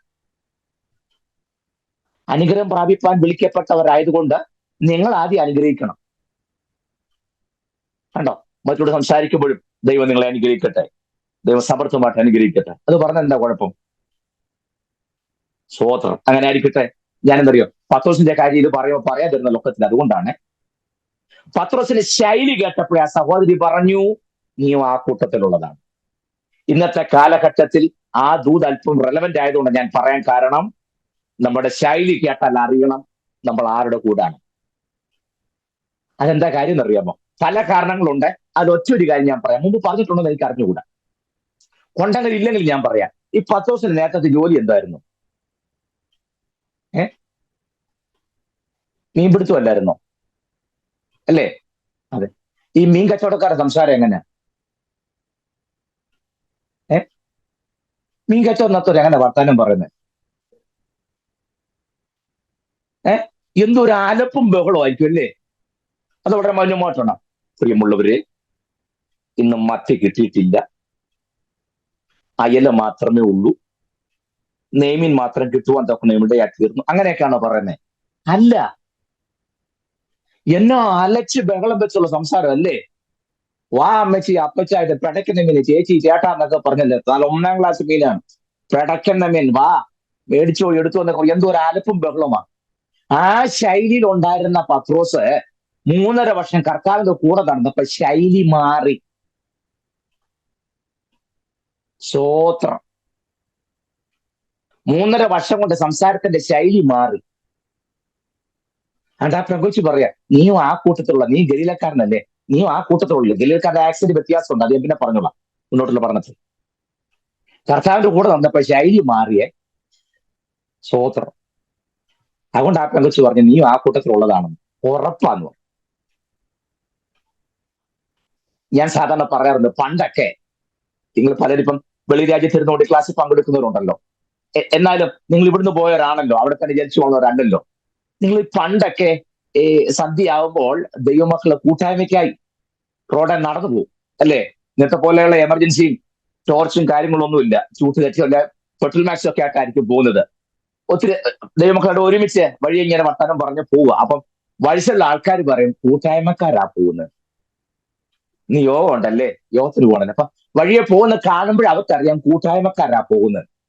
ആ പോക്കും ശൈലിയും കാണുമ്പോഴേ യോഗത്തിന് പോകുന്നവരാ കൂട്ടായ്മക്കാരാണെന്ന് കാണുന്നവർക്ക് ഉറപ്പുണ്ടായിരുന്നു. സന്തോഷത്തോടെ പറഞ്ഞത്. ഇന്ന് യോഗത്തിന് പോകുമ്പോൾ പറഞ്ഞത് ആടെ പോണവള് പൊത്തം എടുത്തോണ്ട് എന്തിനു പോവാണോ അവ? പണ്ടത്തെ ശൈലിയിലാണോ ഇപ്പൊ പറയുന്നത്? അല്ല. ആടെ അവള് പോകുന്നു, പോക്ക് കണ്ടാ മതി, ബാഗും തോളയിൽ ഇട്ടോണ്ട് എന്തിനു പോവാണോ എന്നല്ലേ ഇപ്പൊ പറയുന്നേ? അങ്ങനെ ആകരുത്. മറിച്ച് നമ്മൾ ആരുടെ കൂടെ നടക്കുന്നതെന്നും നമ്മുടെ ശൈലി കേട്ടാൽ, സ്വോത്രം, നമ്മുടെ ശൈലി കേട്ടാൽ നമ്മൾ ആരുടെ കൂടാണെന്ന് അറിയുന്നു. ഞാൻ അതാണ് പറഞ്ഞത്, നമുക്ക് തൻ്റെ ഇടം ഉണ്ടെങ്കിൽ ജനിച്ചു വളർന്ന വീടിന്റെ മുമ്പിൽ വെച്ച് ആദ്യം പരസ്യവും നടത്തണമെന്ന് ഈ പറയാൻ കാര്യം. നമ്മൾ ആത്മഭാരം കയറി ഉടനെ നമ്മൾ അങ്ങ് ബീഹാറിലേക്ക് ഓടുക. ബീഹാറിലേക്ക് പോകാൻ വരട്ടെ, പിന്നെ പൊക്കൂ, പോകരുന്ന് ഞാൻ പറഞ്ഞില്ല. ബീഹാറിന് പോകുന്നതിന് മുമ്പ് ജനിച്ചു വന്ന വീടിന്റെ മുമ്പിൽ നിന്ന് പരസ്യവും നടത്താൻ തൻ്റെ ഇടം ഉണ്ടോ? നടക്കുകയല്ല. കാരണം അയൽവക്കംകാർ കേട്ടായിരുന്നു 2 ദിവസം നീ കാണിച്ച മുഴുവൻ പ്രകടനവും. എയർ ഇന്ത്യയുടെ ഫ്ലൈറ്റ് മുമ്പിൽ ഫ്ലൈറ്റ് പോകുന്നതൊക്കെ അവര് കണ്ടതാ. എന്നുവെച്ച് ഇന്ന് നീ ഒരിക്കൽ കൂടി ദൈവളി കേട്ടൊന്ന് പാടാൻ നാട്ടുകാർ നല്ല പെരുക്ക് പെരുക്കുന്നു. സ്വോത്രം. മടങ്ങി വരട്ടെ. പത്രോസ് 3 പ്രാവശ്യം കർത്താവിനെ തള്ളിപ്പറഞ്ഞു. പക്ഷെ പത്രോസ് യഥാസ്ഥാനപ്പെട്ടു. പക്ഷെ മർക്കോസിന്റെ സുവിശേഷത്തിലൊന്നും അത് കാണുന്നില്ല. യോഹന്നാൻ എഴുതി. എവിടെ എഴുന്നറിയാമോ? യോഹന്നാൻ 21-ാം അധ്യായം. യോഹന്നാൻ ആ 20-ാം അധ്യായം അവസാനിക്കുമ്പോൾ യോഹന്നാൻ ഒരു പരിഭവമൊക്കെ പറഞ്ഞ നിർത്തുന്നത്. എനിക്കതൊക്കെ വായിക്കുമ്പോൾ ഭയങ്കര ത്രില്ലടിക്കാറുണ്ട്. 20-ാം അധ്യായം അവസാനിക്കുമ്പോൾ യോഹന്നാൻ പറയാണ്, എന്നാൽ യേശു ദൈവത്തിനായ ക്രിസ്തു എന്ന് നിങ്ങൾ വിശ്വസിക്കേണ്ടതിനും വിശ്വസിച്ചിട്ട് അവന്റെ നാമത്തിൽ നിങ്ങൾ ജീവൻ ഉണ്ടാകുന്നത് എഴുതിയിരിക്കുന്നു. 31-ാമത്തെ വാക്യത്തിൽ. അതിന്റെ കാരണം പറയാം. 30-ാമത്തെ വാക്യത്തിൽ ഈ പുസ്തകത്തിൽ എഴുതിയിരിക്കുന്നല്ലാതെ മറ്റനേകം അടയാളങ്ങളും യേശു തന്റെ ശിഷ്യന്മാർ കാണുക ചെയ്തു. ഉണ്ടോ? ഈ പുസ്തകത്തിൽ പറഞ്ഞല്ലാതെ ഒരുപാട് കാര്യങ്ങൾ ചെയ്തു എന്നാണ് ആ 30-ാമത്തെ വാക്യത്തിൽ 20-ന്റെ 30 യോഹന്നാൻ എഴുതിയിരിക്കുന്നത്. 21-ാം അധ്യായത്തിന്റെ 15 വേദഭാഗങ്ങൾ വായിക്കണേ. 21-ന്റെ 15 വേദഭാഗം. പത്രോസ് യഥാസ്ഥാനപ്പെട്ടത് ഞാൻ പറയാം. അവർ പ്രാതൽ കഴിച്ച ശേഷം യേശു ശീമോൻ പത്രോസിനോട്, യോഹന്നാന്റെ മകനായ ശീമോനെ, നീ ഇവരിൽ അധികമായി എന്നെ സ്നേഹിക്കുന്നു എന്ന് ചോദിച്ചു. അതിനവൻ, ഉവ്വ് കർത്താവേ, എനിക്ക് നിന്നോട് പ്രിയമുണ്ട് എന്ന് നീ അറിയുന്നുവല്ലോ എന്ന് പറഞ്ഞു. എന്റെ കുഞ്ഞാടുകളെ മേയ്ക്ക എന്ന് അവൻ അവനോട് പറഞ്ഞു. രണ്ടാമതും അവനോട്, യോഹന്നാന്റെ മകനായ ശീമോനെ, നീ എന്നെ സ്നേഹിക്കുന്നു എന്ന് ചോദിച്ചു. അതിനവൻ, ഉവ്വ് കർത്താവേ, എനിക്ക് നിന്നോട് പ്രിയമുണ്ട് എന്ന് നീ അറിയുന്നുവല്ലോ എന്ന് പറഞ്ഞു. എന്റെ ആടുകളെ പാലിക്ക എന്ന് അവൻ അവനോട് പറഞ്ഞു. മൂന്നാമതും അവനോട്, യോഹന്നാന്റെ മകനായ ശീമോനെ, നിനക്ക് എന്നോട് പ്രിയമുണ്ടോ എന്ന് ചോദിച്ചു. എന്നോട് പ്രിയമുണ്ടോ എന്ന് മൂന്നാമതും ചോദിക്കാൽ പത്രോസ് ദുഃഖിച്ചു. കർത്താവേ, നീ സകലവും അറിയുന്നു, എനിക്ക് നിന്നോട് പ്രിയമുണ്ട് എന്നും നീ അറിയുന്നു എന്ന് അവനോട് പറഞ്ഞു. എന്റെ ആടുകളെ മേയ്ക്ക. ആമേൻ ആമേൻ. Thank you so much. Thank you. മതി. അടുത്തോടെ വായിച്ചു. ആമേൻ ആമേൻ. ഞാൻ എന്ത് പറയുന്നു? വായിച്ചു. നീ യൗവനക്കാരനായിരുന്നപ്പോൾ നീ തന്നെ അര കെട്ടി ഇഷ്ടമുള്ള ഇടത്ത് നടന്നു. വയസ്സനായ ശേഷമോ നീ കൈ നീട്ടുകയും മറ്റൊരുത്തൻ നിന്റെ അര കെട്ടി നിനക്ക് ഇഷ്ടമില്ലാത്ത ഇടത്തേക്ക് നിന്നെ കൊണ്ടുപോവുകയും ചെയ്യും എന്ന് പറഞ്ഞു. അതിനാൽ അവൻ ഇന്നവിധം മരണം കൊണ്ട് ദൈവത്തെ മഹത്വപ്പെടുത്തുമെന്ന് അവൻ സൂചിപ്പിച്ചു. ഇത് പറഞ്ഞിട്ട് എന്നെ താങ്ക് യു സോ മച്ച്. നീ എന്നെ ശ്രദ്ധിക്കണേ. ഈ യോഹന്നാന്റെ സുവിശേഷം 21-ാം അധ്യായത്തിന്റെ സംഭവം നമ്മൾ മൊത്തത്തിലൊന്ന് അറിയണം. അതെന്ന് ചോദിച്ചു കഴിഞ്ഞാൽ, നമ്മുടെ വാഴ്ത്തപ്പെട്ട കർത്താവ് ഉയർത്തെഴുന്നേറ്റ ശേഷം ഏറ്റവും ഒടുവിൽ ശിഷ്യന്മാർക്ക് പ്രത്യക്ഷനാഥ രംഗമാണ് 21-ാം അധ്യായത്തിൽ. ഏറ്റവും ഒടുവിൽ ഇവിടെ തിബരിയാസ് കടൽക്കരയിൽ വെച്ച് യേശു ശിഷ്യന്മാർക്ക് പ്രത്യക്ഷനാഥ രംഗമാണ്. എന്താ പ്രശ്നം എന്നറിയാമോ? ആ 21-ാം അധ്യായം തുടങ്ങുമ്പോൾ നമ്മൾ ഇങ്ങനെ കാണുന്നു. അപ്പൊ കർത്താവ് ഉയർത്തെഴുന്നേറ്റു. അപ്പം ശിഷ്യന്മാരെല്ലാം ഇങ്ങനെ വട്ടം കൂടി ആലോചിച്ചു, ഇനിയിപ്പോ എന്നാ പരിപാടി? പത്രോസ് പറഞ്ഞു, ഞാൻ മീൻ പിടിക്കാൻ പോവുക എന്ന് പറഞ്ഞ പഴയ പണിക്ക് ഞാൻ പോവുക. നിങ്ങൾ ആരെങ്കിലും വരുന്നെങ്കിൽ വരയില്ലെങ്കിൽ ഞാൻ എന്തായാലും പോയി. ഇപ്പം കർത്താവ് നോക്കിയിരുന്നിട്ട് കഞ്ഞി കുടിക്കാൻ നോക്കിയല്ലോ. അതാണ് സംഭവിച്ചത്. അപ്പം പത്രോസ് ഇത് പറഞ്ഞപ്പോൾ ആ മൂന്നാമത്തെ വാക്യത്തിൽ യെസ് ഞങ്ങൾ പോരുന്നു അവർ പറഞ്ഞു. അവർ പുറപ്പെട്ടു, പടക് കയറി, ആ രാത്രിയിൽ ഒന്നും പിടിച്ചില്ല. മതി, താങ്ക് യു സോ മച്ച്, അത്രയും മതി, ബാക്കി ഞാൻ പറഞ്ഞു. അപ്പൊ നോക്കണേ, ഈ 21 അധ്യായത്തിന്റെ പ്രാരംഭ ഭാഗത്ത് നമ്മൾ കാണുക, പത്രോസ് പറഞ്ഞു, ഇനി കർത്താവ് നോക്കിയതിന്റെ കാര്യം ഞാൻ മീൻ പിടിക്കാൻ പോവുക. അവരും പറഞ്ഞു ഞങ്ങളും പോവാന്ന് പറഞ്ഞു. അവിടെ ലീഡർ പോവുകയാണെങ്കിൽ പിന്നെ ബാക്കിയുള്ളവർ നീക്കുമോ? എല്ലാരും മീൻ പിടിക്കാൻ പോകും. രാത്രി മുഴുവനും മീൻ പിടിച്ചു. മീൻ പിടിച്ചതിന്റെ പേരേ ഉള്ളൂ, ഒന്നും കിട്ടി. പ്രഭാതയാമത്തിൽ യേശു കടൽക്കരയിൽ നിന്നിരുന്നു. കർത്താവാണെന്ന് ഇവരൊക്കെ അറിഞ്ഞു. ഇവര് മീൻ പിടിച്ചൊക്കെ കഴിഞ്ഞു വന്ന് വെറുകൈയോടെ വരികയല്ലേ. അത് കരയ്ക്ക് കയറാൻ തുടങ്ങിയപ്പോൾ കർത്താവ് കരയ്ക്ക് നിൽപ്പുണ്ടായി. അടുത്ത് വന്നപ്പോ കർത്താവ് ചോദിച്ചു, കുഞ്ഞുങ്ങളെ കൂട്ടുവാൻ വല്ലതുകൊണ്ടോ?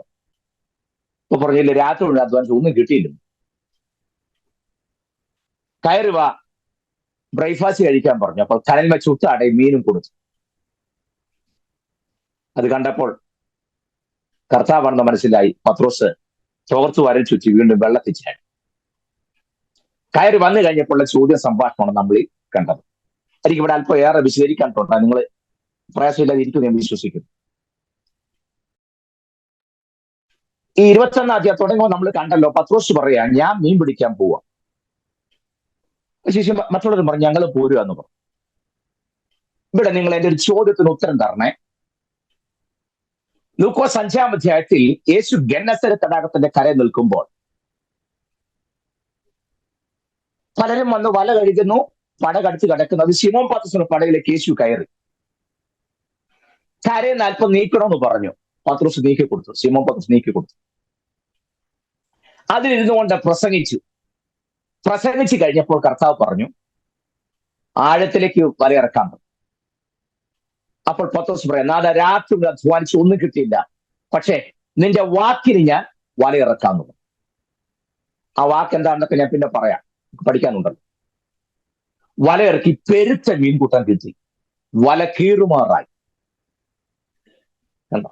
കഴിഞ്ഞ രാത്രി ഒരു MG നെറ്റായിരുന്നു പത്രോസിന്റെ പ്രശ്നമെങ്കിൽ ഇപ്പോൾ പത്രോസിന്റെ പ്രശ്നം നിറഞ്ഞ വലയായി മാറി.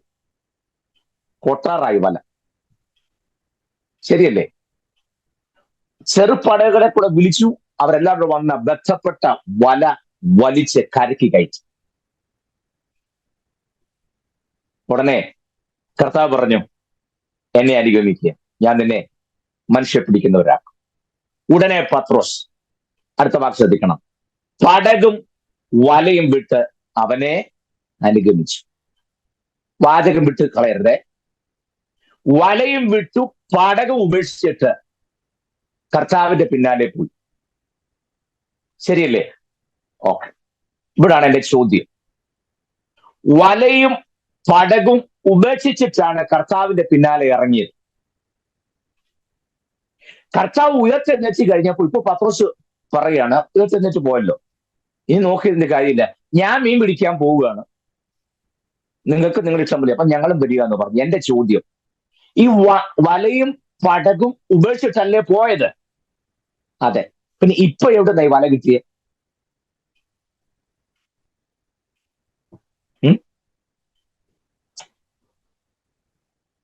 വലയും പടകും ഉപേക്ഷിച്ചല്ലേ പോയത്? അതെ. പിന്നെ ഇപ്പൊ എവിടെ നിന്ന് കിട്ടി ഈ വല? സോദരൻ, അത് തന്നെയാ വിഷയം. എല്ലാം വിട്ടു എന്ന് പറയുന്നുണ്ടെങ്കിലും അത്യാവശ്യം ഒരു തട്ടുകേടുണ്ടായാൽ പിടിക്കാനുള്ള വല പുള്ളി മാറ്റി വെച്ചിട്ടുണ്ടായിരുന്നു. സ്വോത്രം. നമ്മുടെ കാര്യം ഈ പറയുന്ന മുഴുവൻ ഒരു ഉടായ്പും തമ്പുരാന്റെ ഒന്നും നടക്കി. എല്ലാം വിട്ടിറങ്ങി പറയുമ്പോഴും പല ഓൾഡ് സ്റ്റോക്ക് ഇപ്പോഴും ഇരിപ്പുണ്ടെന്ന്. അത് എത്ര മൂടി വെച്ചാലും തമ്പുരാൻ ഇത് പുറത്തു കൊണ്ടുവരും. തെളിവ് പുസ്തകത്തിൽ തന്നെ തരാം. നമുക്കറിയാം, ഇസ്രായേൽ മക്കൾ ചെങ്കടൽ അക്കരെ കയറിയ സമയത്താണല്ലോ മോശ പർവ്വതത്തിലേക്ക് കയറിപ്പോയത്. മോശ 1-2 ദിവസമാണ്, 10-40 ദിവസം മേളിരിക്കുക. അപ്പം ജനമല്ല ആ പാടെ പ്രശ്നം ഉണ്ടാക്കി. ഞങ്ങൾക്ക് മുമ്പിൽ നടന്നു പോകാൻ ദൈവം ഇല്ല, ഞങ്ങൾക്ക് ഒരു ദൈവത്തെ വേണം. കുറച്ച് ബഹളം വെച്ചപ്പോഴത്തേക്കിന് അഹരോൻ പറഞ്ഞു, പുരോഹിതനല്ലേ, അഹരോൻ പറയുക നിങ്ങളുടെ കഴുത്തേലും കാതിന് കിടക്കുന്ന കൊണ്ടുവരാൻ പറഞ്ഞു. കൊണ്ടുവന്നു അതെല്ലാം തീയിലിട്ട് ഉരുക്കി. അടുത്ത വാക്കിന് ശ്രദ്ധിക്കണം, അഹരോൻ കൊച്ചുളി കൊണ്ട് ഭാഷ വരുത്തിയെന്ന്. നിങ്ങളെല്ലാം കണ്ണടച്ചിരിക്കാതെ എന്നെ നോക്കി. സ്തോത്രം. ഒന്നാമത് 5-6 പേരെ വീഡിയോ ഓൺ ചെയ്തിട്ടുള്ള. നിങ്ങൾ വല്ലയിടത്തും നോക്കിയാൽ എന്റെ ദൂത് വല്ലാണ്ടായിട്ട്. എല്ലാവരും വീഡിയോ ഓൺ ചെയ്തിട്ടാണ് മര്യാദ. ഇനി ചെയ്യാത്തവർ ഞാൻ ശാസിക്കുന്നില്ല, ഇത് കേൾക്കണം. അപ്പം അഹരോൻ കൊച്ചുളി കൊണ്ട് ഭാഷ വരുത്തി. എന്റെ ചോദ്യം, അഹരോൻ എവിടുന്നായി കൊച്ചുളി കിട്ടിയ? കൊച്ചുളി കൊണ്ട് രൂപം വരുത്തിയെന്നല്ലേ ചോദ്യം. ഇതാ, അഹരോൻ ഈ കൊച്ചുളി എവിടുന്ന് കിട്ടി? ഇത് എവിടുത്തെ ഇൻസ്ട്രുമെന്റ് ആണെന്നറിയാമോ? മിസ്രൈമിലെയാ. അഹരോൻ മിസ്രൈമിൽ നിന്ന് പോന്നപ്പം ഏതായാലും ഒരു വഴിക്ക് പോണതല്ലേ, അത്യാവശ്യമെല്ലാം വേണ്ടി വന്നാലോ എന്നോർത്ത് ഒരു കൊത്തുള്ളി പുള്ളി പോക്കറ്റിനകത്തിട്ടുണ്ടാ പോകുന്നത്. അപ്പൊ പുള്ളി ആത്മാവിന്ന് അറിയുമ്പോഴെല്ലാം കൊത്തുള്ളിയും കൂടെ ചേർത്ത ഈ നിറയുന്നേ. കൊത്തുള്ളി കിടന്ന് തുള്ളുക. പുള്ളി ഇങ്ങനെ രക്തഞ്ചയം ഗ്ലോറി വിക്സ് പറയുമ്പോഴെല്ലാം പോക്കറ്റിൽ കൊത്തുള്ളി കൂടെ കിടന്ന് തുള്ളുക. മനസ്സിലായോ? സ്തോത്രം. കൃത്യമായി തമ്പുരാൻ അത് പുറത്തു കൊണ്ടുവന്നു. ആരും അറിയാതെ എത്ര രഹസ്യമായി പോക്കറ്റ് കൊണ്ടു നടന്നാലും ശരി, തമ്പുരാൻ അത് വെളിച്ചത്ത് കൊണ്ടുവരും. സ്തോത്രം. മിസ്രൈമിലെ ഐറ്റമാണ് അഹരോന്റെ കയ്യിൽ എന്ന് പറഞ്ഞതുപോലെ എല്ലാം വിട്ട് ഞാൻ കർത്താവിന് വേണ്ടി ഒരു ജീവിതത്തെ ഞാൻ സമർപ്പിച്ചിരിക്കും. ഈ പെന്തക്കോസ്തുകാർക്ക് ഒരു ഗുണമുണ്ട്, നുണ പറയുകയല്ല, നുണ പാടുകയുള്ളൂ. ശരിയല്ലേ?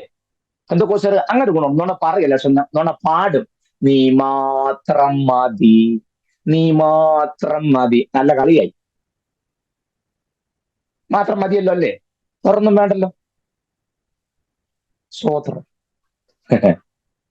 ഒരു ഞാൻ തീർത്ത് പറയാം, എത്ര രഹസ്യമാക്കി വെച്ചാലും തമ്പുരാൻ അത് പുറത്തു കൊണ്ടുവരും. അതാണ് ഇപ്പൊ ഇവിടെ സംഭവിച്ചത്. എല്ലാം വിട്ടിറങ്ങി എന്ന് പറഞ്ഞാണ്. അപ്പം കർത്താവ് നോക്കി ഇവൻ വിട്ടു പറയുന്നുണ്ടെങ്കിലും ഇവൻ ഇന്നും വിട്ടു കളയാൻ പറ്റാത്ത പലതും ഉണ്ടെന്ന് കർത്താവിന് പിടികിട്ടി. സ്തോത്രം. Praise the Lord. നിങ്ങൾ നോക്കണേ, അതുകൊണ്ടാണ് ഇവൻ പലയിടത്തോട്ട് പോയത്. അപ്പൊ രാത്രി മുഴുവനും അധ്വാനിച്ചു, ഒന്നും കിട്ടിയില്ല. ലൂക്കോസ് 5-ാമത്തെ സെയിം സിറ്റുവേഷൻ തന്നെയാണ് വീണ്ടും ഇവിടെ ക്രിയേറ്റ് ചെയ്തത്. കണ്ടോ?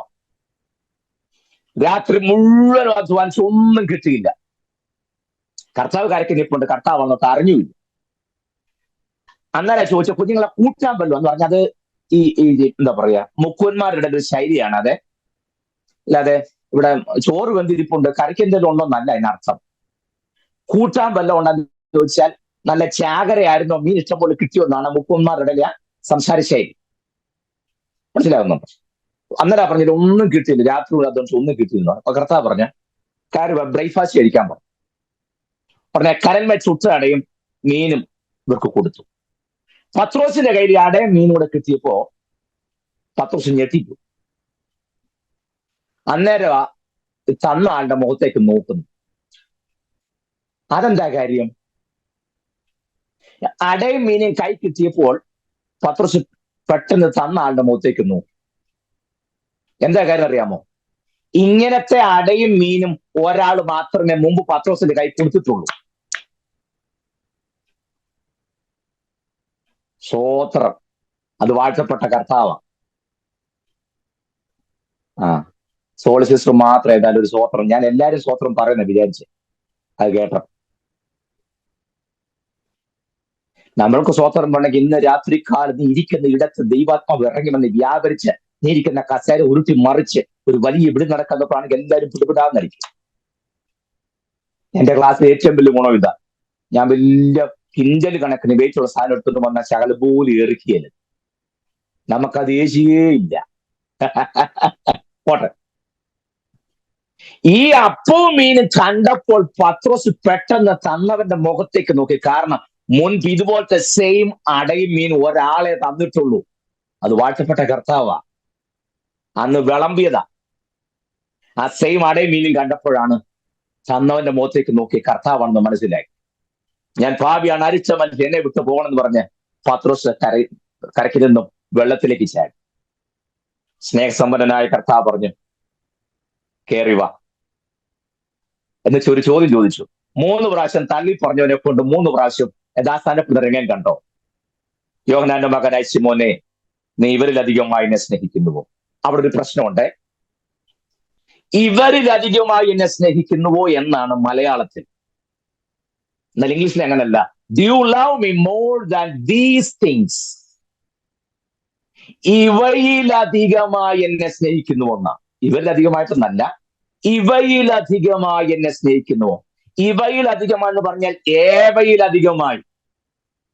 നീ പൂർണ്ണമായും വിട്ടു എന്ന് പറയുമ്പോഴും നിനക്ക് വിട്ടുകളയാൻ മനസ്സില്ലാത്ത, നിനക്ക് ഏറ്റവും പ്രിയപ്പെട്ട ഈ ഗലീല കടലിനേക്കാൾ, വിട്ടുകളയാൻ മനസ്സില്ലാത്ത നിന്റെ ഈ വലയേക്കാൾ, പടകിനേക്കാൾ അധികമായി, മറ്റെന്തിനേക്കാളും അധികമായി, you love me more than these things, ഇവയിലധികമായി നീ എന്നെ സ്നേഹിക്കുന്നുവോ എന്നാണ് ചോദിച്ചത്.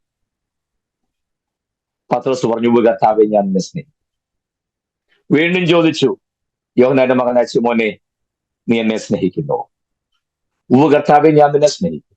മൂന്നാമതും ചോദിച്ചു. മൂന്നാമത് ചോദിച്ചു പത്രോസിന് ഭയങ്കര മനസ്താപം തന്നെ ഉണ്ടായി. കർത്താവേ, നീ സകലവും അറിയും, എന്റെ ആടുകളെ മേയ്ക്ക എന്ന് പറഞ്ഞു.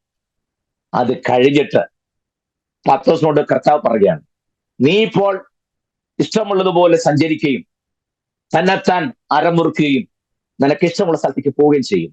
എന്നാൽ മറ്റുള്ളവർ നിന്റെ അരമുറുക്കി നിനക്ക് ഇഷ്ടമില്ല സ്ഥലത്തേക്ക് പോകാൻ താല്പര്യമില്ലെങ്കിൽ പോലും നിന്നെ ചുമന്നുകൊണ്ട് പോകുന്നൊരു കാലം വരും. അടുത്ത വാക്ക്, താൻ ഇന്നവിധം മരണം കൊണ്ട് ദൈവത്തെ മഹത്വപ്പെടുത്തുമെന്ന് താൻ ഗ്രഹിച്ചു. എങ്ങനെ മരണം നടക്കുമെന്നുള്ളത് കർത്താവ് അന്ന് പറഞ്ഞത് പത്രോസ് നന്നായിട്ട് ഗ്രഹിച്ചു. ഈ വാഗ്ദത്തം പത്രോസിന്റെ അകത്ത് കിടന്നത് കൊണ്ടാണ് കാരാഗൃഹത്തിൽ ഹേരോദാവ് പൂട്ടിയിട്ടപ്പോഴും സുഖമായിട്ട് ഉറങ്ങാൻ കാരണം. മനസ്സിലാകുന്നുണ്ടോ? ചുമ്മാതെ പാവം പത്രോസിലിട്ട് കൊല്ലാക്കൊല്ല ചെയ്യരുത്, പ്രത്യേകിച്ച് ഉപദേശിമാർ. കാരാഗൃഹത്തിനകത്തും ഉറങ്ങുന്ന പത്രോസേ, നീ എവിടെ തട്ടിയാൽ നീ എഴുന്നേക്കുമെന്ന് എനിക്കറിയാം. ദൈവത്തിന്റെ ദൂതനറിയാം നിന്റെ എവിടെ തട്ടിയാൽ നീ എഴുന്നേക്കുമെന്ന്. കണ്ടോ, നാളെ നിന്നെ കൊല്ലാൻ നോക്കുമ്പോഴും തലേദിവസം ഉറങ്ങുന്ന നിന്നെ എന്ത് ചെയ്യണം? നിന്നെ ഉണർത്തുവാൻ കാരാഗൃഹത്തിൽ ദൂതൻ ഇറങ്ങി വന്നിരിക്കുന്നൊക്കെ പറഞ്ഞൊരു വൈബ്രേഷൻ കിട്ടുമ്പോൾ എല്ലാവരും പിന്നെ തോളിട്ടൊരു വെട്ടീരും ഒരു ഞെട്ടലും ഒരു പിരിപിരിപ്പും. ചുമ്മാ ആവശ്യമില്ലാത്ത വർത്താനൊന്നും പറയരുത്. പത്രോസ് ഉറങ്ങാൻ കാര്യം എന്നറിയാമോ? ജീവന്റെ ഉറവിടമായവൻ നേരിട്ട് പറഞ്ഞു, നീ ഇന്ന രീതിയിലേ മരിക്കുള്ളൂ. അതകത്ത് കടന്നുകൊണ്ട് സുഖമായിട്ട് ദൂരം വന്നിട്ട് പോലും പത്രോസ് അറിഞ്ഞില്ല, സുഖമായിട്ട് ഉറങ്ങി. സ്വോത്രം. ഈ വാഗ്ദത്തം അകത്ത് കടന്നത് കൊണ്ടാ പത്രോസ് സുഖമായിട്ട് ഉറങ്ങിയത്. Praise the Lord. അല്ലാതെ അനാജ്ഞനായതുകൊണ്ടൊന്നും കിടന്ന് ഉറങ്ങിയതല്ല. അങ്ങനൊന്നും പറഞ്ഞു പിടിപ്പിച്ചേക്ക്. നിന്നെ ഉറക്കിക്കളയുന്ന ചില ദുഷ്ടശക്തികൾ. ഏത് ശക്തി? കാരണം ഉറക്കം ഒരു അനുഗ്രഹം ആദ്യം മനസ്സിലാക്കുക. തന്റെ പ്രിയനും അവൻ ഉറക്കം കൊടുക്കുന്ന വാക്യം 120 സംഘത്തിന്റെ സ്തോത്രം. ഞാൻ സമാധാനത്തോടെ കിടന്നുറങ്ങും, നീയല്ലോ യഹോവേ എന്നെ നിർഭയം വസിക്കുമാറാക്കുന്നു എന്നാ വചനം. ഞാൻ കേട്ടതാ. നിന്നെ ഉറക്കിക്കളയും ചില ദുഷ്ടശക്തികൾ. നീ കാരാഗത്ത് പുറത്തു വരാതെ വണ്ണം അകത്ത് തന്നെ കിടക്കണമെന്നുള്ള ഉദ്ദേശത്തോടെ നിന്നെ ഉറക്കിക്കളഞ്ഞ ചില ദുഷ്ടശക്തികളുണ്ടല്ലോ. ഏത് ദുഷ്ടശക്തി? നമുക്കത് കേൾക്കുമ്പോൾ അയ്യോ എന്തൊരു വ്യാപാരമാണ്. സ്വോത്രം. നല്ല കാര്യം വരുമ്പോ മെഴുക്കസിയാന്നും പറഞ്ഞിരിക്കുക. മറ്റേത് കേൾക്കുമ്പോ ഒരു കിരികിരിപ്പും. സ്വോത്രം. ഒരു കിരികിരിപ്പും വേണ്ട, ഇങ്ങനെ ഇരുന്നാൽ മതി. കാര്യം മനസ്സിലാക്കുക. സ്വോത്രം. കണ്ടോ, സുഖമായിട്ട് പത്രോസ് ഉറങ്ങി. കാരണം ഹേരോദാവ് എത്ര വാളിന് മൂർച്ച കൂട്ടിയാലും ജീവന്റെ ഉടയവനാ പറഞ്ഞ നീ ഇന്ന രീതിയിലേ മരിക്കുള്ളൂ, പിന്നെ എന്നാ ഞാൻ പേടിക്കാനായിട്ട്? അവൻ നോക്കിക്കൊള്ളുന്നുള്ള ഉറപ്പിന്മേലായി കിടന്ന് ഉറങ്ങുന്നത്. മനസ്സിലാകുന്നു ഞാൻ പറഞ്ഞേ? സ്തോത്രം. കണ്ടോ, 3 പ്രാവശ്യം തള്ളി പറഞ്ഞ പത്രോസിനെ 3 പ്രാവശ്യം ചോദിച്ചു കഴിഞ്ഞാൽ പത്രോസ് യഥാസ്ഥാനപ്പെടുന്ന രംഗം കണ്ടോ? താൻ ഇന്നവിധം മരണം കൊണ്ട് ദൈവത്തെ മഹത്വപ്പെടുത്തും താൻ ആ വചനത്താൽ ഗ്രഹിച്ചു. Praise the Lord. ഈ വാഗ്ദത്തൊക്കെ കേട്ടിട്ടാണോ നിങ്ങൾ ഈ ഞെട്ടുന്നത്? നിങ്ങളോട് ദൈവം പറഞ്ഞ എത്രയോ വാഗ്ദത്തങ്ങൾ കിടപ്പുണ്ട് ഇപ്പോഴും, ഇല്ലേ? നിങ്ങളുടെ തലമുറയോടും നിങ്ങളുടെ കുടുംബത്തോടും നിങ്ങളുടെ വ്യക്തിപരമായ ജീവിതത്തോടും ഒക്കെ പറഞ്ഞ വാഗ്ദത്തങ്ങൾ കിടക്കുകയല്ലേ? സ്തോത്രം. സോ അതിനകത്ത് നിങ്ങൾ ഉറയ്ക്കണം. വാഗ്ദത്തം കേട്ടാൽ ആരെങ്കിലും മുന്നൊരു ദൂത് പറഞ്ഞ് നിങ്ങൾ ഞെട്ടുമൊന്നും ചെയ്യരുത്. രണ്ടും കൂടി, ഒന്നെങ്കിൽ ഞെട്ടണം, അല്ലെ ദൂതെ വിശ്വസിക്കണം. ദൂത് വിശ്വസിക്കുകയും ഞെട്ടുകയും കൂടെ ചെയ്യരുത്. രണ്ടും കൂടെ വേണ്ട. സ്തോത്രം. എല്ലാവരും ഇട്ടേച്ച് പോയോ? ഇല്ല, ഉണ്ട്. ഞാൻ നോക്കുകയായിരുന്നു നിങ്ങൾ ഉണ്ടോ ഇല്ലയോ എന്നുള്ളത്. ഞാൻ തന്നെ ആയിപ്പോയെന്നറിയും. Praise the Lord. നിങ്ങൾ വെള്ളിയാഴ്ചത്തെ ക്ലാസ്സിന് വരുമോ? അത് ഇന്നുകൊണ്ട് നിർത്തുമോ? എനിക്കൊരു സംശയം. തലയാട്ടിയാ പോരാ, കാണണം. Praise the Lord. ദൈവം നമ്മളെ അനുഗ്രഹിക്കട്ടെ. കണ്ടോ, പത്രോസിന്റെ നെഗറ്റീവ് വശങ്ങൾ മാത്രം പത്രോസ് സ്വതവേ എടുത്ത് പറയുമ്പോൾ യോഹന്നാൻ പത്രോസിന്റെ യഥാസ്ഥാനം കൂടെ ഒന്നുകൂടെ എടുത്ത് കൃത്യമായി കാണിച്ചു. സ്തോത്രം. എന്താ 3 പ്രാവശ്യം ചോദ്യം ചോദിച്ചപ്പോഴേ സകലവും ട്രാൻസ്പെറന്റ് ആയി, ഒന്നും ഒളിച്ചു വെക്കാനായിട്ടില്ല. അത് വെച്ചാൽ ഇവയിലധികമായി എന്നെ സ്നേഹിക്കുന്നു. ഇവരിലധികമായി എന്നല്ല, ഇവയിലധികമായി. ഞാൻ നിങ്ങളോട് ചോദിക്കട്ടെ, സകലത്തിനും ഉപരിയായി കർത്താവിനെ ആത്മാർത്ഥമായി സ്നേഹിക്കാൻ കഴിയുന്നുണ്ടോ?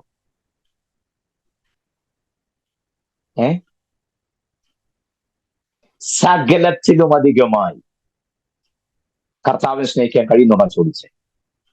ഭാര്യയേക്കാൾ അധികമായി, ഭർത്താവിനേക്കാൾ അധികമായി, മാതാപിതാക്കൾ അധികമായി, കുഞ്ഞുങ്ങളെക്കാൾ അധികമായി കർത്താവിനെ സ്നേഹിക്കാൻ കഴിയുന്നുണ്ടോ എന്നുള്ള ഇല്ലെന്നുണ്ട അപകടമാണ്.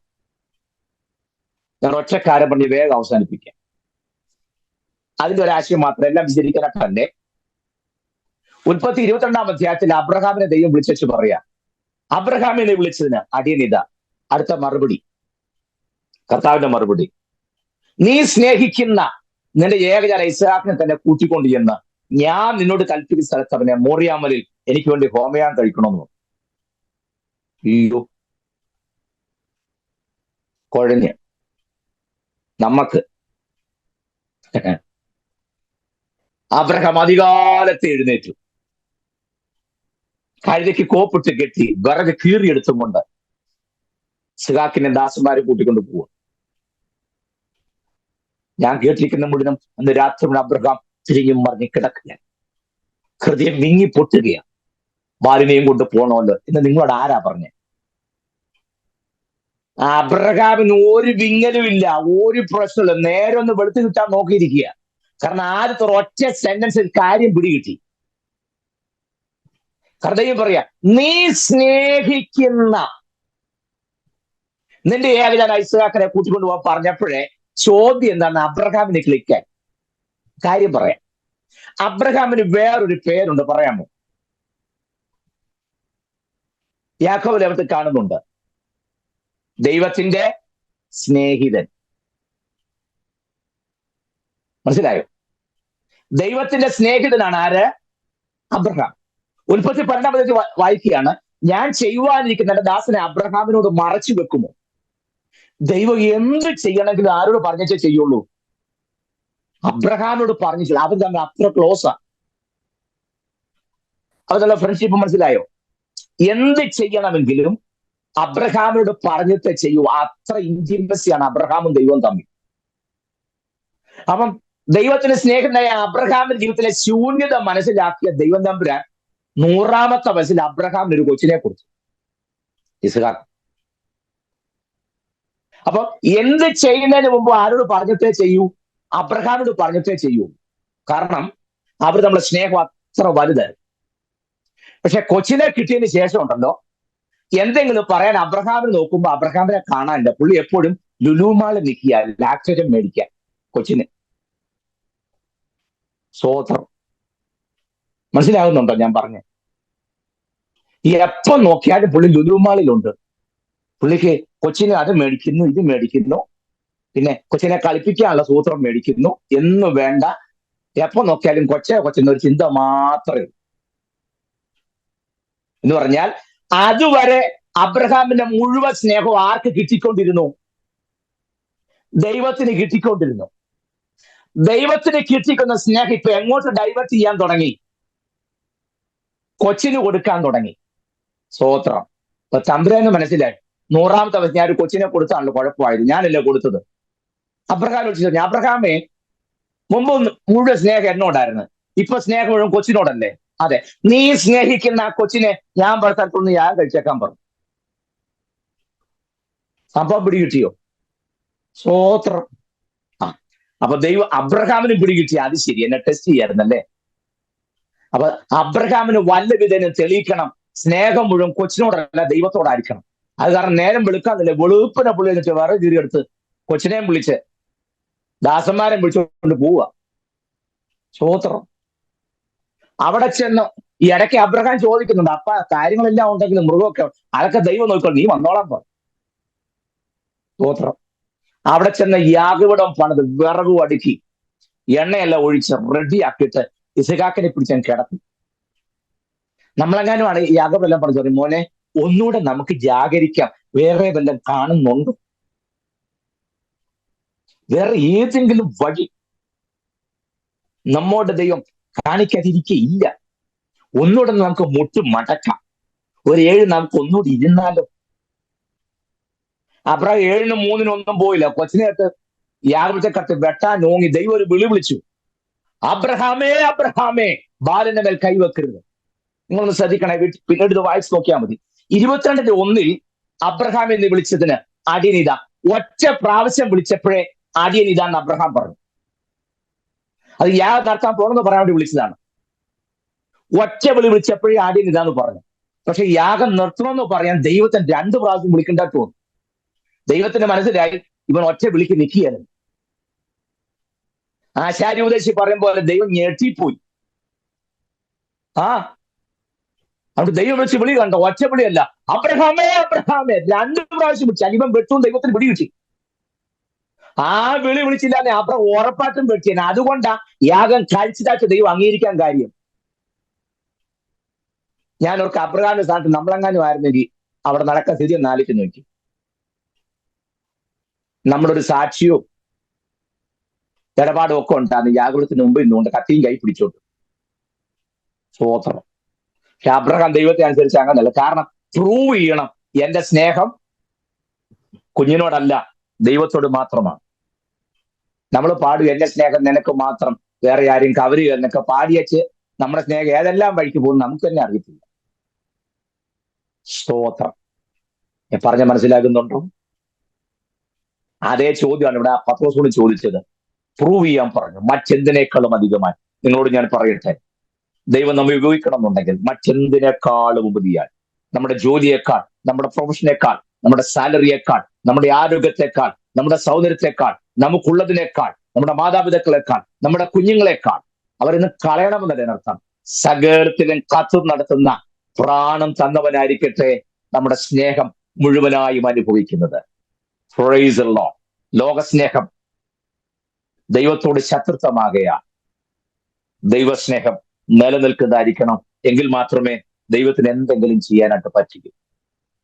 ദൈവത്തെ സ്നേഹിക്കുന്നെങ്കിൽ പൂർണ്ണ മനസ്സോടും പൂർണ്ണ ശക്തിയോടും പൂർണ്ണ ആത്മാവോടും. ദൈവത്തിന് ഡിവൈഡ് ചെയ്തുള്ള സ്നേഹം വേണ്ട, കിട്ടുകയാണെങ്കിൽ മുഴുവൻ സ്നേഹവും വേണം. കാരണം നമ്മെ സ്നേഹിച്ചത് പ്രാണം തന്നല്ലേ ആണ്. ആ തിരികെ അങ്ങനെ തന്നെ വേണം. അതിനേക്കാൾ വിലയുള്ള സ്നേഹം നമുക്ക് വേണ്ട. എന്റെ വാക്കുകൾക്ക് വിരാമം കൊടുക്കും. ദൈവം നമ്മെ സഹായിക്കണം. പത്രോസിനെ അവന്റെ വീക്ക്നെസ് മാത്രം പറയുന്ന മർക്കോസ് മറന്നുപോകാതെ യോഹന്നാൻ പത്രോസ് യഥാസ്ഥാനപ്പെട്ടതും അവിടെ വിവരിച്ചു. നമ്മൾ മർക്കോസ് ചോദിച്ചാൽ നിങ്ങൾ വേറെ ഇതിലേക്കും പഠിച്ചത്, പക്ഷേ എഴുത്തുകാരനായ പത്രോസിനെയാണ് മർക്കോസ് ഉടനീളം നമ്മൾ കാണുന്നത്. ആ ക്യാരക്ടർ നമ്മൾ പഠിക്കുന്നതിന് ശേഷം മർക്കോസ് നമ്മൾ ഇപ്പോൾ പഠിക്കുന്നുണ്ടല്ലോ. No problem. ഇത് രാത്രി ക്ലാസ് ഇവിടെ അവസാനിപ്പിക്കുന്നു. മുന്നോട്ട് നിങ്ങളെല്ലാം വളരെ ടൈം ഷെഡ്യൂൾ വളരെ പഞ്ച്വലാക്കി നീങ്ങുന്നവരെ, അതുകൊണ്ട് ഒരു അല്പസമയം കൊണ്ടിട്ട് പോയാൽ നിങ്ങൾക്കത് വളരെ ബുദ്ധിമുട്ടാവും ഞാൻ മനസ്സിലാക്കുന്നു. ഒരിക്കൽ കൂടി ഞാൻ ഓർപ്പിക്കുന്നു, നമ്മുടെ സ്നേഹം, നിറഞ്ഞ സ്നേഹം ദൈവത്തോട് മാത്രമായി. പത്രോസിന് പറ്റിയതുപോലെ, അഹരോന് പറ്റിയതുപോലെ ഓൾഡ് സ്റ്റോക്ക് ഒന്നും നമുക്ക് വേണ്ട. ഇതുവരെയും കളയാത്ത വല്ലതും ഉണ്ടെങ്കിൽ അതെല്ലാം എടുത്ത് പൂർണ്ണമായും കളഞ്ഞ് ദൈവസന്നിധാനപ്പെട്ടാൽ നമ്മെ ഉപയോഗിപ്പാൻ വിശ്വസ്തനവരെ കർത്താവ് നമുക്ക് ഇന്ന് രാത്രി ഈ വചനങ്ങളാൽ ദൈവം നമ്മെ അനുഗ്രഹിക്കട്ടെ. തുല്യതമാണെങ്കിൽ വെള്ളിയാഴ്ച വീണ്ടും കാണാം. അതുവരെയും ദൈവകൃപയിൽ കർത്താവ് നമ്മെ പരിപാലിക്കട്ടെ. God bless you all. Thank U.